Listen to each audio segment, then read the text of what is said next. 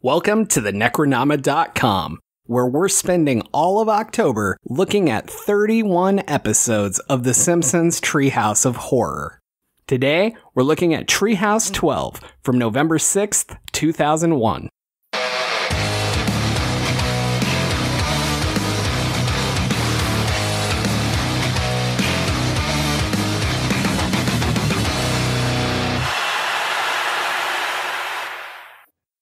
I am James Sabata.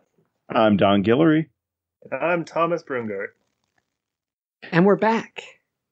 Again. That's right. So today we get to talk about 3 more great skits. All right. Did I sell it well enough? Do you believe that I like them now? Oh boy.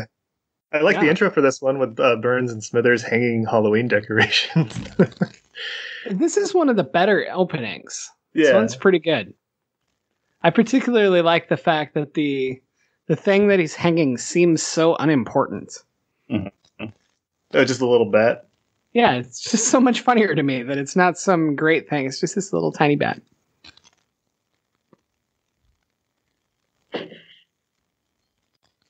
I got nothing. What do you guys got? Well, I guess I should start.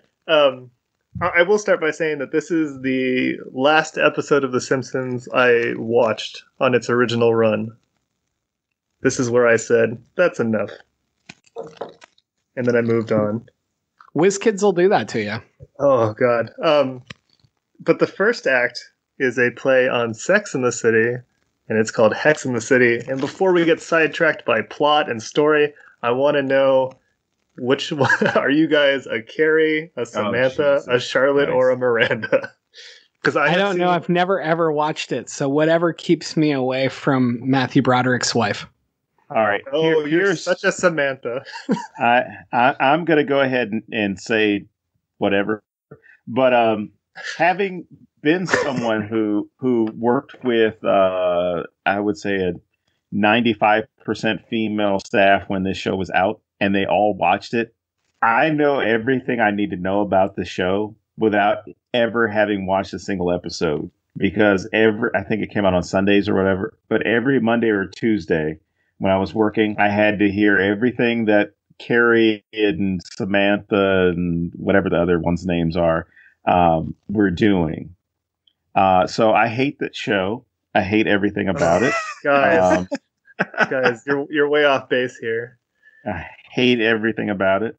And then I actually had to go see the movie, the second movie, not the first one, the second one. And I was so angry that I was taken to a movie theater to see that, because the thing that stands out to me the most was how out of touch these women were. Because this man is talking about how he hasn't seen his wife in the longest time. They happen to be in Dubai or wherever. And he's having to work this shitty job in Dubai to support his wife back at home, and she's working somewhere else. And they're not acknowledging the fact that there's so much of this shit that goes on in places like Dubai, to where, I think it was Carrie, I'm going to leave him a couple of $1,000 and a note that says, go back and see your wife. I'm like, you're a fucking moron. You're missing the point of the series, Don. No, I'm sorry. I had to. Okay, it's about 4 friends who love each other. Okay. I've seen the whole series. I hate Entourage too, to be fair. Oh yeah, I don't like Entourage either, but I've seen the entire series and all of the movies. I've seen the entire series a few times. I'm definitely a Miranda, not that it matters. There's going to be one listener though who's like, I'm a fucking Miranda too. This guy gets it. But I love that you guys hate it, because that's like always the response I get when I want to talk about it with people. They're like, whoa. I didn't say I hated it. I said I didn't watch it. Well, you would hate it, I'm sure. James, you would hate it. You would hate it. Of course I would hate it. I hate stuff I'm supposed to like. You would hate it. This is true. But you know what, Tom? I'll go ahead and answer your question. I would be a Samantha. Well, absolutely. I would have guessed that from a mile away. I'm very bitchy about some things. And you what? And you love those beefy boy toys. I sure do. Why do you guys talk about me like that? That's rude. I'm right here. I'm sorry. I thought you were muted. Anyways, Hex in the City. Wait a minute. If I was muted, that's just me not being able to talk to you. Damn it. Oh. All right. So Hex in the City, number one. This goes after. This goes after one of my favorite. No, I don't want to do the summary. All right, do it. They go to a fortune teller, or as Homer calls her, a phony gypsy. And Homer ruins the business, and he gets a gypsy's curse put on him, where he has to find a leprechaun to rid himself of the curse to fight the gypsy. And the gypsy and leprechaun end up fucking and falling in love. And Yoda officiates the wedding, because nothing makes sense in this world. Nothing. And there's nothing canon about anything. It's just there's nymphs, there's fairies and sprites and pixies and shit. But then there's also like Yoda and Elmo or something. I don't know. I stopped paying attention because I was annoyed. But no, there was no Noid in this one. Oh, avoid the Noid. He ruins pizzas. But I love that Homer gets the business curse, and I love that the cure is let's capture a leprechaun. Well, that's just because he's easier to catch than Jesus. This is true. What did you guys think of this one? I love that this goes after one of my favorite Stephen King stories, which is Thinner, and that's what the whole premise of the what did you call her? What kind of gypsy? A phony gypsy? Is that what it was? She was a phony gypsy. Yeah, like that's the whole premise is going off of that. The number one thing I love about this episode is that they're an ethnic town. Yes. They don't even try to hide it. They're like, look, ethnic town. I loved that. That cracked me up. And then also, if anybody finds my notes and sees that I just have a note that says ethnic town, ha ha ha. Well, that's it. I don't get to talk anymore. Don, your turn. I like this at the beginning, as far as the way it was starting out, and the whole idea of Homer, of course, being the catalyst for just complete destruction. I like the way it started, but then it of course it just got weird and ridiculous, and just the whole idea of the leprechaun romancing the gypsy or the fortune teller, and then them fucking in front of or implied that they're having sex in front of everybody at the wedding. It's kind of like, this is just stupid. Yeah. This is just weird. And then Marge's, I don't think the jokes in this episode or this sketch would be permissible if the episode came out today. Especially with understanding more about Romani culture and the term gypsy and things like that. Especially with Marge's joke about, he's like, oh, the great thing about being at a gypsy wedding is I'm the least hairy woman here, because her entire body is covered in blue hair at this point. I think that would be a great joke if you made fun of specific people, like if you said the Kardashians or something, because that would have probably been the joke now. But it just ends in a weird way. It makes a turn and just goes weird. Well, Don, I know you like reality shows. Did you ever watch TLC's My Big Fat Gypsy Wedding? I did. And well, then you should know that this is a perfect representation of modern gypsy weddings. Well, are we talking about Irish travelers, or are we talking about something else? I love the leprechaun's like racist Irish act, the ha ta ta ta ta, Yes. Yeah, the whole time I was watching it, when they're like, we had to find a leprechaun, and they're like using Lucky Charms to try and snare the leprechaun, and they're like pulling different. I was like, you just need to go down to Mobile, Alabama, get yourself a backhoe, uproot a tree. Oh God. That reference might be too old for some people. Oh, everybody who say leprechaun and tree say yeah. You strike me as the kind of man who would have a leprechaun flute that's been passed down for thousands of years. My great granddaddy brought this over from Ireland. I'm like, dude, I doubt. It wards off leprechauns, James. James, what were you going to say before I interrupted you? Oh, I was drowning myself in my cereal. No, I was going to say, I agree with Don. Like, it starts out so well, and then it goes to this really weird place, and not in a good way. But I do like the very end where it comes back to Bart being dead, and all Homer has to do is apologize. And he's like, well, she's not the boss of me. It's very Homer. Well, it's a very Homer stance to take. Well, it's not even just Homer. I mean, it's very, very Homerific. But what's very telling is that's kind of like that. I guess the caricatured American perspective of that. Didn't have to apologize. She should just fix this. Because I think not too long before, it was probably already done by the time this happened. But that previous fall or summer, that previous summer or spring, there was an incident with the Chinese where, there was a U.S. Naval, either Air Force or naval surveillance plane that was intercepted because it went into Chinese airspace. And so the crew was being held or detained. And the Chinese government just said, we want you to apologize for violating our airspace and spying on us.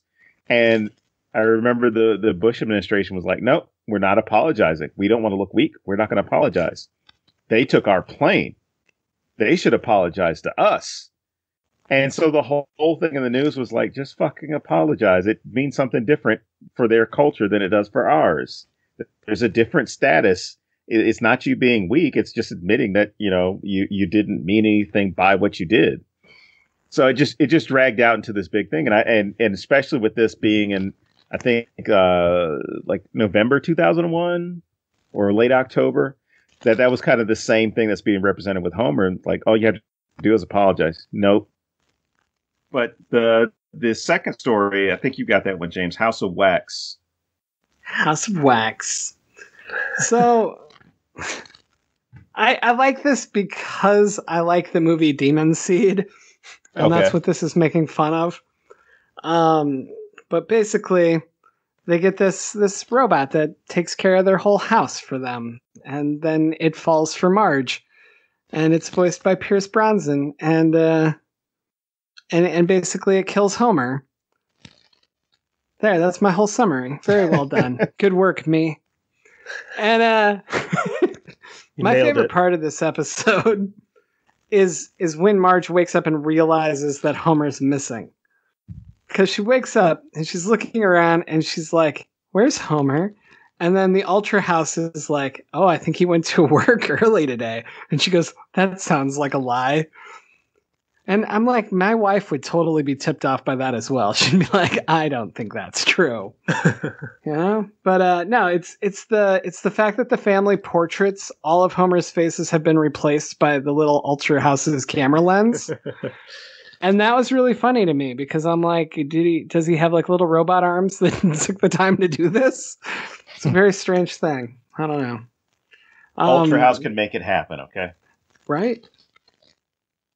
And then, of course, I love the ending where Patty and Selma have the Ultra House robot, and he's trying to kill himself, and they've taken the self-destruct button. Oh yeah, he has that arm. He has that arm that comes out to try and press the button. So that answers your question. He has. There arms. You go. Excellent. We figured it out. Well, that's it for today, then. No. my question is, who paid for this? Right? That's not a cheap thing to install in your house. That was where I got hung up on the finances of it all. And that this is just like that stupid Disney Channel movie Smart House. I don't know if you guys are too old for Smart House, but I am. There's somebody my age listening to this podcast, Ren, who's like, I fucking know Smart House. This guy gets it again. But if you fall into that category and the Carrie category as well, Thomas would like to meet you. Please write us and we'll put you in touch. I'm looking for 2 new friends, so aren't we all? But my favorite thing in this is I really relate to Homer when they all get their favorite meals, and then Homer's is just various eggs. I was like, fuck yeah, that's what I would want too. Well, what would your favorite meals be? And yes, James, I already have an answer. Various eggs, man. Whenever somebody says like, "Oh, if you could have one food on a desert island, what would it be?" My answer is always eggs, because eggs are so versatile they give you all the protein you need, and you can cook them like a million different ways. So I would go with eggs.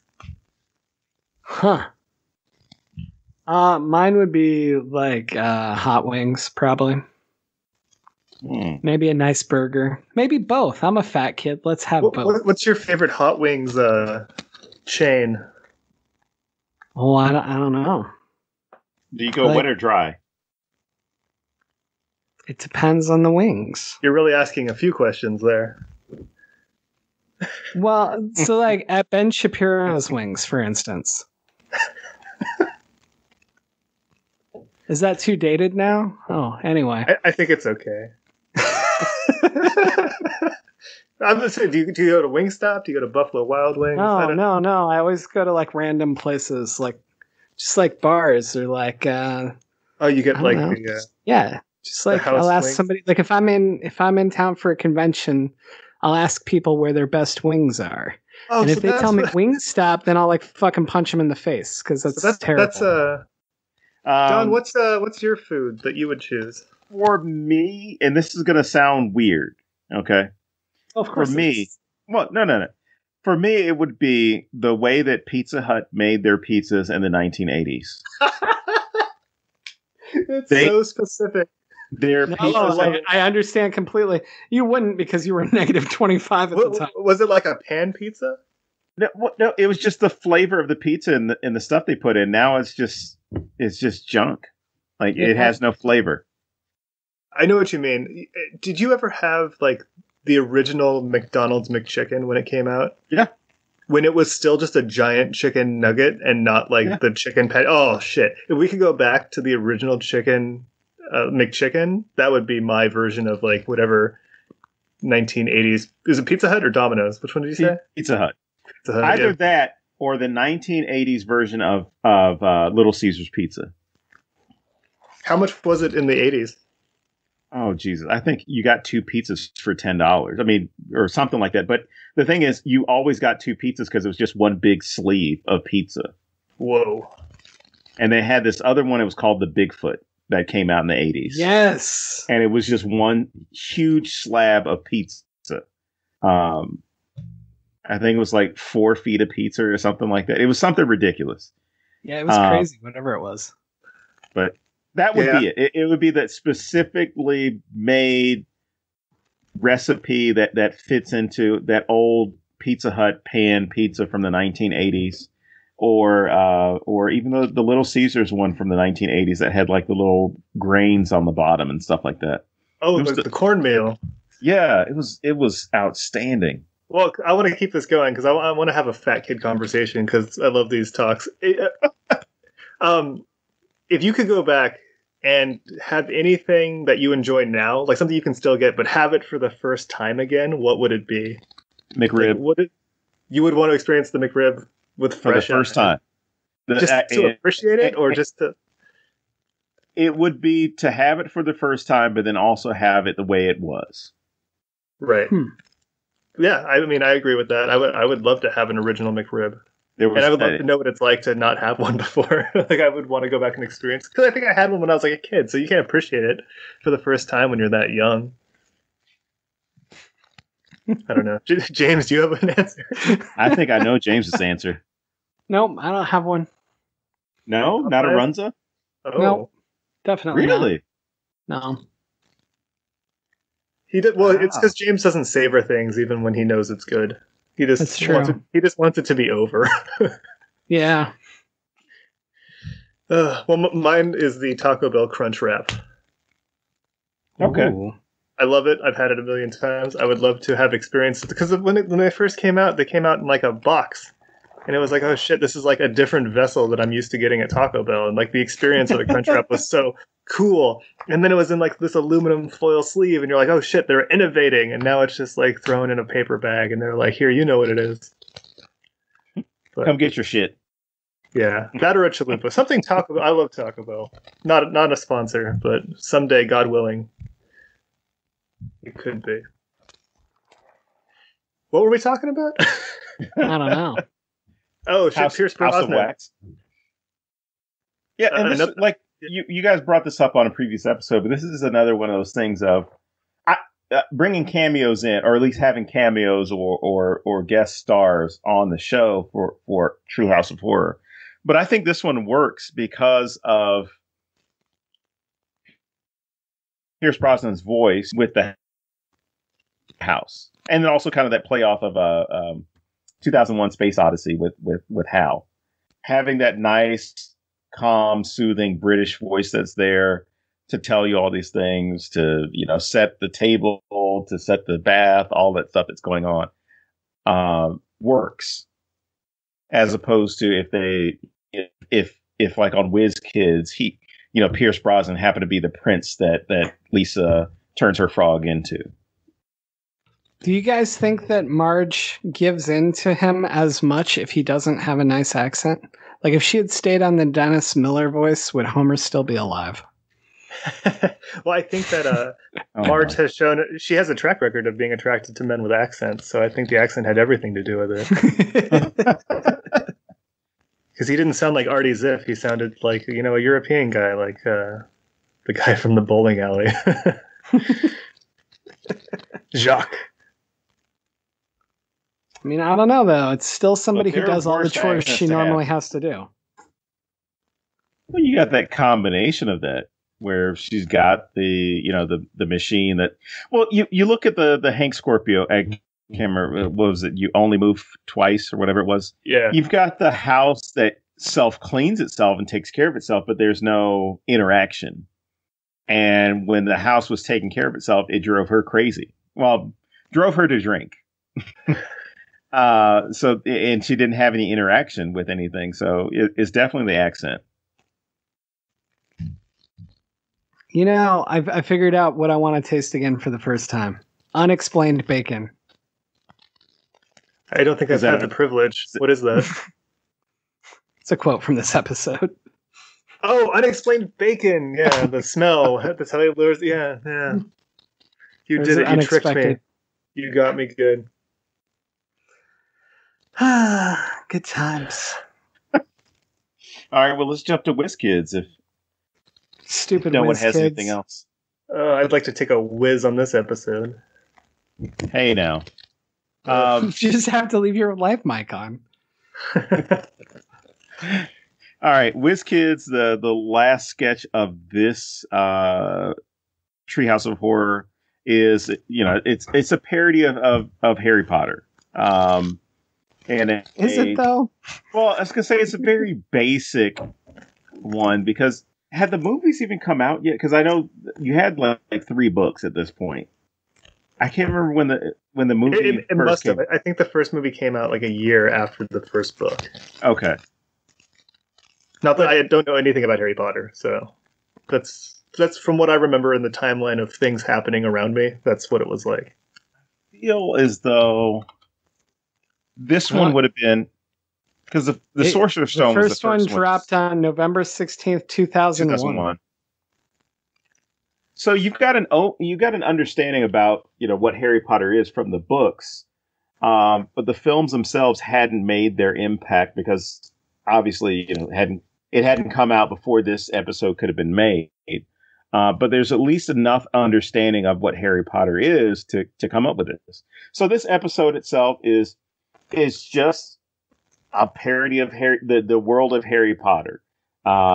Bart and Lisa, their regular school, Springfield Elementary, is, a school for wizarding and witchcraft at this point. And Lisa, being the excellent student that she is excelling in wizardry and witchcraft. And Bart, of course, doesn't pay attention to the spells and fucks up.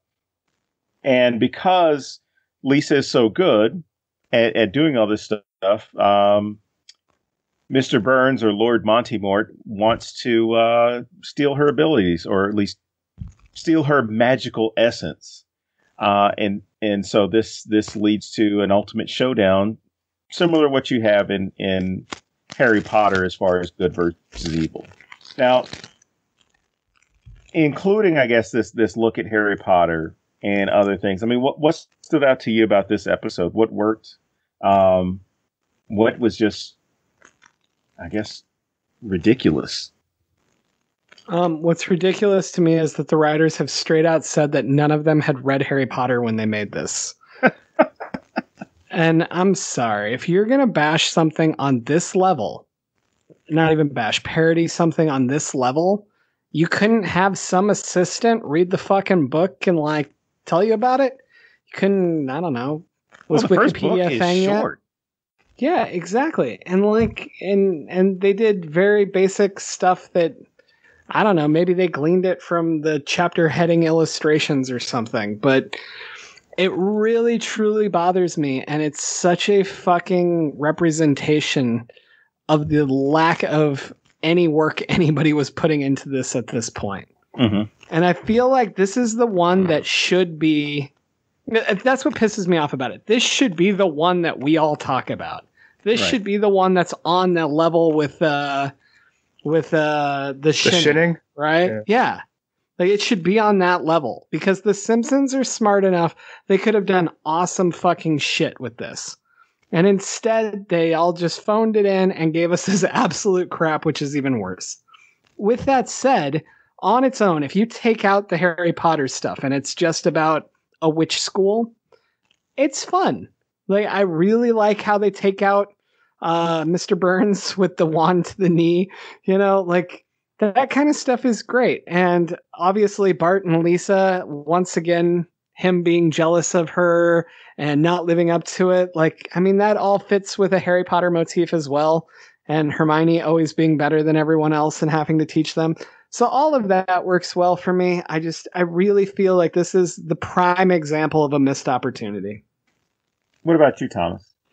Well, I mean, I said earlier, this is the episode where I stopped watching The Simpsons, and it was this sketch that I absolutely hated, and I felt so disconnected from the series that I was in middle school, I think, when this came out, and in my mind I was like, I've outgrown this. Like, I can no longer connect with The Simpsons. And I felt like that for a few years because after season 9, there was a lot of misses. But this is the one where I was just like, all right, I'm done. I don't need to watch every Sunday night anymore. If it's on, it's on. But I'm not going to go out of my way to see these. And it's just because like James said, like, they don't get the subject matter right. But also, I hate the subject matter. So I don't really care whether or not it's right. I just hated that they did it. Because I was one of those, like, holier than now Lord of the Rings kids. And I was like, fuck your Harry Potter nonsense. I'm not even going to read that. Right? And like everybody, especially my age, because those books when they came out, I was in like 4th or 5th grade. That's the age it was for. So everybody was fucking reading this shit. And I was like, I don't even like reading books. Why are you making me read this? I'm not going to read it. So I didn't. And I just got left behind on the Harry Potter train while everybody was just like talking about it for the next 20 fucking years. And I can't do it. And I just remember watching this episode and being very annoyed. And then like not soon thereafter or close to it, I was at school and there was this like girl that I thought was cute, but she started coming to school wearing like a fucking cloak. And I was like, what is going on with this woman? So I was talking to her and she was like explaining to me like what kind of witch she was. And I was like, all right, I gotta go. And that was like it for me. I was like, I can't do anything Harry Potter. I never will. And I never want to. And I never want to see WIZ Kids again, even though I love watching Snake Smithers engorge Mr. Burns. But even that, it's not worth it because that bit is stupid, even though it's funny. And the whole bit with like Ralph dying, and he says, "Oh, dying tickles." That's stupid too. They make Ralph too dumb, even though he is dumb. It's just bad writing across the board in this episode, and in this whole era of The Simpsons. It sucks, and that's the end of my rant. Thank you. Well, I think what could have worked with this one is if they had incorporated what was actually taking place, not necessarily in the Harry Potter world, but you incorporated what was taking place within American society, or even the world for that matter, but more so with American society, where there were people that were protesting Harry Potter. They were holding book burnings. They were having these prayer-a-thons or whatever it was about, and speaking out against. I remember the 700 Club did some stupid bullshit like they normally do, talking about how Harry Potter is going to lead to your kids believing in witchcraft and sacrificing themselves to Satan or whatever ridiculous nonsense they were making up at the time. But there was like this huge evangelical like backlash against the book because of what they believed the subject matter to be. And there were people like myself, I hadn't read it. I didn't get into it until probably about 7, 8 years ago. But there were people like me who just looked at it and said, "Kids are reading books. Shut the fuck up." Like if that's what they want to read, and they're learning to read or learning to read better, let them fucking read. So I think that would have been a cool thing to add into this episode of The Simpsons, of having, like, you know, Reverend Lovejoy or somebody outside protesting the school, and, you know, burning their spell books, and saying, you know, whatever nonsense that he would be out there saying about, like, you know, you have sinned against man and whatever. But have him out there leading some protest with all the Springfield Christians to I don't know, maybe burn down the school or do something else other than have, you know, Mr. Burns be the guy who's playing the role of Voldemort.